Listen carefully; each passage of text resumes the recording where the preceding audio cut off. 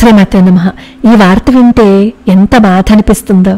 Kenya ప్రభుత్వం 2024 సంవత్సరం నాటికి అంటే రాబోయే 6 నెలల్లో కనీసం 10 లక్షల భారతీయ సంతతికి చెందిన కాకుల్ని చంపాలని నిర్ణయించుకుంది. అమానవీయ చర్య వెనుక కారణాన్ని వివరిస్తూ కెన్యా యొక్క వన్యప్రాణి విభాగం ఏం చెప్పింది అంటే, కాకి తమ ప్రాథమిక పర్యావరణ వ్యవస్థలో భాగం కాదని చెప్పింది. ఆ దేశ వన్యప్రాణి విభాగం కాకులను భారత జాతికి చెందిన గ్రహాంతర పక్షులుగా పిలుస్తుంది.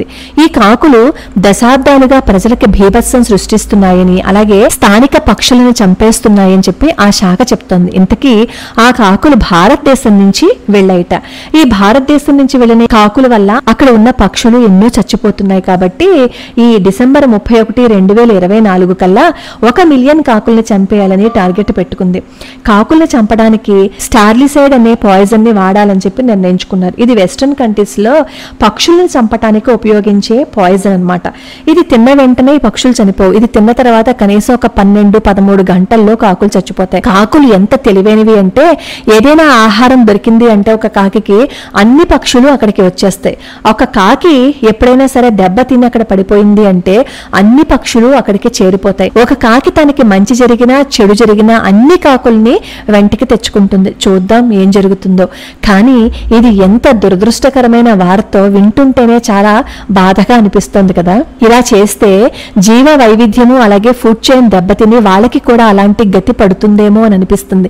ఎందుకంటే ఇంతకు ముందు చైనాలో కూడా ఇదే విధంగా జరిగింది. చైనాలో మొదట పక్షుల్ని చంపేశారు. తర్వాత పంటలకి క్రిమికీటకాలు ఎక్కువైపోయి ఆహార కొరత వచ్చి పిట్టలని చంపిన వాళ్లే పిట్టల్లా రాలిపోయారు. అందుకే మన గ్రామాల్లో పంటలు కోయగానే వరి కంకులు, జొన్న కంకులు, సజ్జ కంకులు ఇవేమైనా ఉంటే ఇంటి బయట చూరికి కడతారు పక్షుల కోసం.